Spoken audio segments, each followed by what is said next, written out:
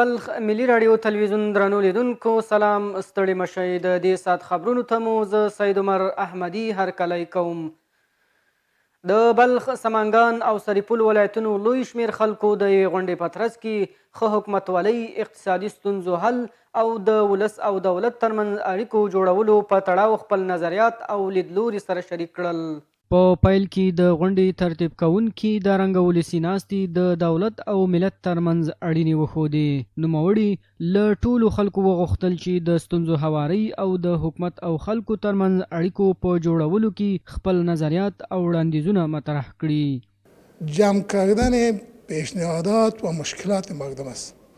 ما میخوایم مشکلات را جمع کنیم، خواسته مردم را جمع کنیم و با مسئولین درجه یک امارت اسلامی یا هر نظام حکومتی که است با اونا و جامعه جهانی برسانیم.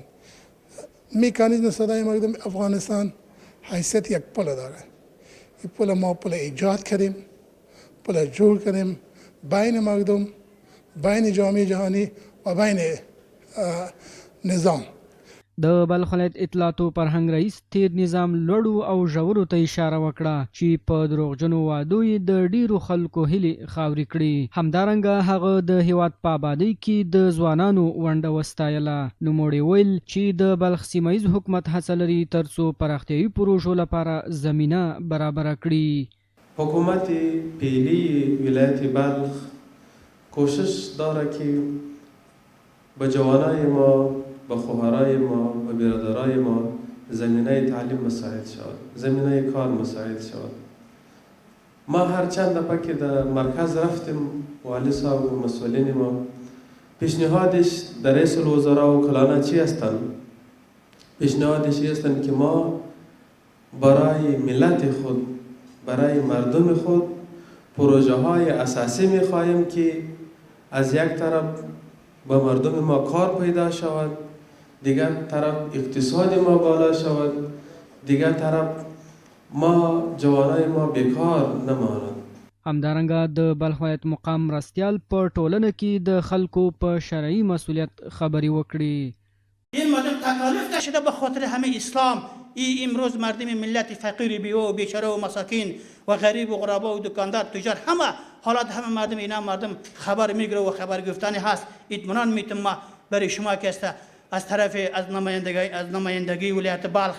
د غونډې په پای کې ګډونوالو ښه حکومتولۍ، اقتصادي ستونزو حل په موخه په ګروپي شکل خپل اندونه او وړاندیزونه سره مطرح کړل.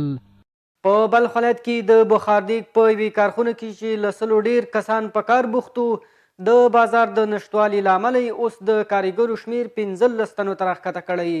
تولید کوونکي وایي چې بهرنۍ توکو واردولو یې بازار سوړ کړی.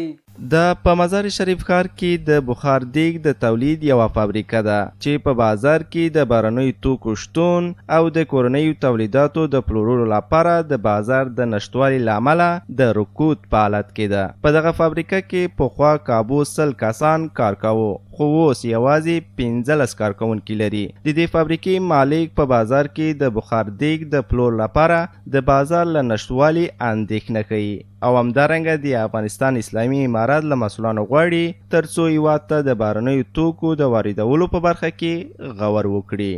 خواست ما از دیگر سرمایه‌دارا و دیگر تجارایی است که همه قسم زمینه کار مساعد بسازن به دیگر جوانا.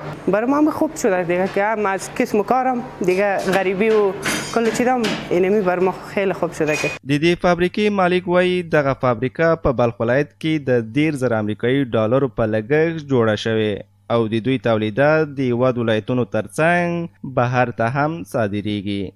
کیفیتش خیلی بالا نسبت در جنس‌های پاکستانی و چینایی خیلی کیفیت بالا رو داره و کشورهای آسیای میانه فعلا از اونها از زیادتر استفاده میکنه، مورد استفاده مردم قرار میگیره. په همدې حال کې د فابریکې یو شمېر کارګران وایي د تولیدي او صنعتي فابریکو ملاتړ کولی شي خلکو ته په ځانګړې توګه د ځوانانو لپاره د کار زمینه برابره کړي. خواست ما از دولت است که این تو سکتورها را مورد حمایت خود قرار بده. خو په ورته وخت کې د سوداګرۍ او صنایع خونې مسؤلین ډاډ ورکوي چې د تولیدي شرکتونو لپاره د مناسبو فرصتونو د رامنځته کولو لپاره هڅې لري. ویل وړ ده چې په بلخ ولایت کې څه باندې 200 تولیدي کارخونې په بېلابېلو برخو کې فعالیت لري. په بلخ ولایت کې قالین اوبدونکي د بازار د نشتوالي له امله شکایت کوي. دوی د اسلامي امارت مسؤلانو څخه غواړي چې تولید ته یې نړیوال بازار پیدا کړي. حاجي ګل رحمان چې کلونه کیږي په مزار شریف کې د غالیو په تولید او کاروبار بوخت دی، وایي د اسلامي امارت راتګ وروسته په دې ولایت کې بشپړ امنیت تامین دی چې له ویرې او ستونزو پرته یې اوس کاروبار په عادي ډول روان دی. خو د غالیو اوبدلو لپاره د خامو موادو لوړ نرخونه او تولید ته نړیوال بازار نشتون هغه ستونزې دي چې د اسلامي امارت مسؤلانو څخه د حل غوښتنه کوي. نسبت به سابق مواد ما قیمت است. سابق بود اگه یک قالین باف 5000 افغانی به یک قالین مصرف میکرد، اما قالین به 30000 افغانی سودا میکرد. به این معنا که مصرف ما یعنی خرید مواد ما بالا رفته، فروش قالین ما پایین آمده. این همی که بازارهای بیرونی ما مردم جور شوه و به می امارت اسلامی به ما یک کمک امتو مخلصانه بکنه.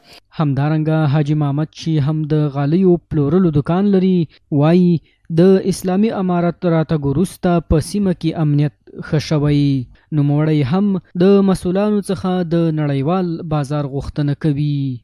از وقتی که امارت اسلامی آمده امنیت خوبتر است، کاروبار خوبتر شده و ما میخوایم از امارت اسلامی که یک ذره بازارهای ما را خارجی بسازه که تا پیشرفت ترقی کنه. د یادونې وړ ده چې د شمال اوبدل شوي غالۍ د هیواد او نړۍ په کچه غوره نوم لري. درنو لیدونکو دا و د دې ساعت خبرونه، تر بیا مو الله مل ښه وخت.